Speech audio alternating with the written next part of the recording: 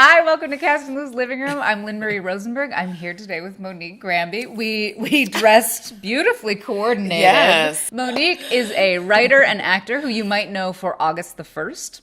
You might not know her from appearing on the short-lived game show Craft Corner, where her crafts were judged by none other than Eartha Kitt. Yeah. Did she like your craft? She did. Oh my God. And she held my hands just like this. And she's like, you are going to be successful. I feel it. I nearly shat my pants when she said that. I was like, Catwoman! I got chills.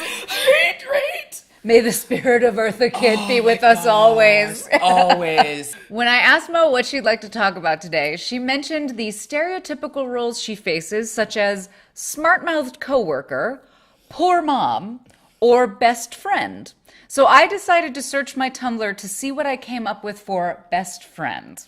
Best friends come in all shapes and sizes, and even nationalities. Kathy McLean.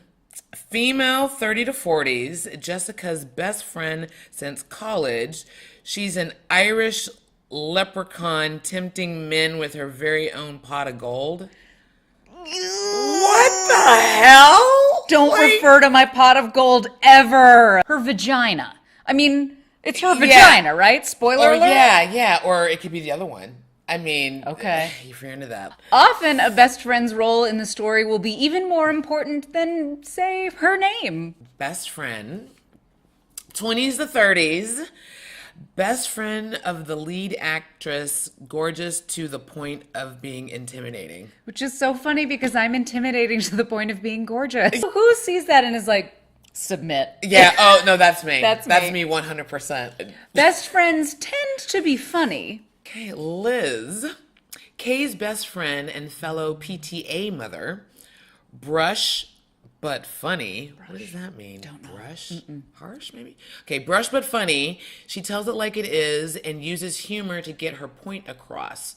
Recently divorced, she suspects every man of being a rat at heart. Well, I think they mean brusque. Maybe? Like or brisk? Brisk, maybe? I don't understand. Apparently, the man-hating is a recurring theme. Haley, female 30s, any ethnicity. Haley is Natalia's pregnant best friend. She hates men as a result of having been left by her late boyfriend. That's abandonment issues on a whole other level. But to close us out, Monique, here is the iconic woman of color best friend, a repeat from a previous living room episode, but too relevant not to include. Okay. Brenda. 26 to 35, Hispanic or African American. Can't even say it, can you? I can't because I hate this This word? I hate this word. I hate this word too. Get ready. The sassy, no nonsense waitress at the diner who also is the lead's best friend. Does she do this? Yeah. Is that what that is? Yeah, it's a trifecta of bad supporting roles for women of color. Sassy, no nonsense, best friend. Talk about the word sassy, because we both had very visceral reactions to that. I get infuriated every time I see that word, and I'm curious what your thoughts on it are as well. I mean, I just instantly just want to go off in a cussing rage. Yeah. Because sassy to me means ignorant. It means rush to anger. It means black woman with an attitude. It all of those things, all of those microaggression, sayings and things that just immediately flood in my head when I hear the word sassy. Because it's like, no one above the age of 7 is sassy. Right. You know what I mean? Well, because sassy also insinuates a relationship to authority in some ways. Yeah. Right? Like there's hierarchy built into referring to someone that way. Right. That you're already bucking the system, that you are already a problem, or you're going to be a problem. Right. Or you're perceived as a problem. Like it has all those connotations baked into it when you're calling a grown woman sassy. Yeah. Or asking them to be sassy. I've never fully thought through this, but that because you get it as anyone who's not a size 0, you get Right. like if you're thick in this industry or if you're fat in this industry, you get referred to as sassy, and there is a relationship to not being what I expect you to be. In some ways, like not being subjugated in the way I want you to be. So you're like Right. talking back. Exactly. Yeah. Exactly. Or just your being is talking back. Your whole who you are, your physicality Yeah. is running amok of that authority. Yeah. Like the politics of who you are Right. fundamentally is running Right. amok. Yeah. Right. I haven't fully thought through this. And it's funny because your reaction to that word is the way I feel whenever I see it. Like, why am I so angry every time I see this word? And I think you're right. You don't call anyone over the age of 7 that, because anyone over the age of 7 is an autonomous person. Right. Under 7, you're autonomous as well. Exactly, yes. But you're still under the thumb of adults, basically. Right, But right. yeah, I had never really thought through that. Something you mentioned specifically is getting women of color over the age of 40 in these writers' rooms, changing what gets put on these screens and put on these, big screen or small screen. I want to see the stories that I don't get to see, and I want to see how that relates to other women of color and how they interact with them. Those are so many stories that haven't been told yet that I feel like right now, as we were talking about it before, I feel like we're on the precipice of that, but we're not quite. I don't feel like we're quite at the starting point. I just feel like we're at the precipice of the starting point.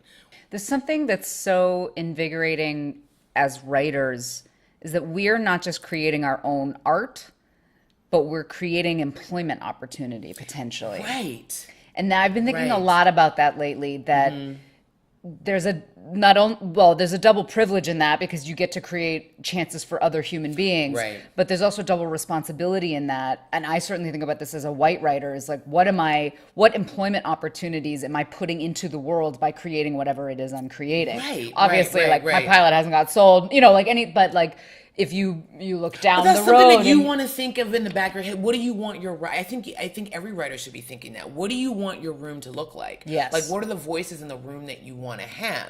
Because that's what's going to bring your story. It's going to give a more robust feeling of it. It's going to give a different perspective than what you already have on the page. And how awesome would that be? Yeah.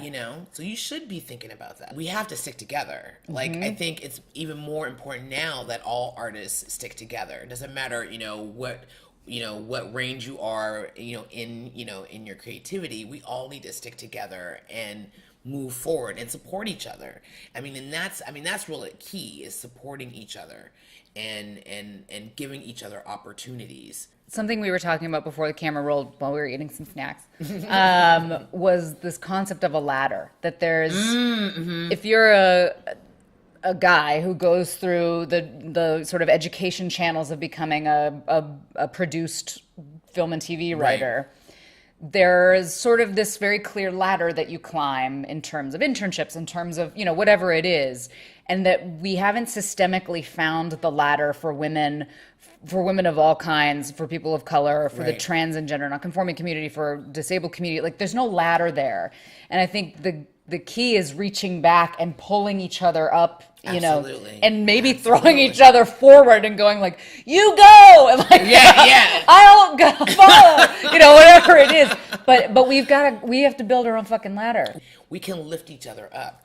That's the only way we're gonna get over this huge hurdle of other and people not being receptive or not giving opportunity for it. Yeah, I think there's a fallacy that can come top down of there being a paucity in the industry. And so, like, you've got to fight for everything you get. You've got to fight one another. And I think the greatest chance we have at shifting things is saying, no, it's not true. Actually, what will get us through all of this is love, is loving one another and pushing one another forward and literally hammering the ladder together as we go. What, you got a nail? Okay, you got a piece of tape? Okay. You got a hodgepodge of things to get that ladder together. Absolutely. Well, and speaking of love, I have not seen Mo for maybe 10 years. We were trying to figure this out, and it has been the most lovely afternoon. Thank you so much for being here today. Thank you for having me. Thank you for watching. Take care of each other and be professional. Peace.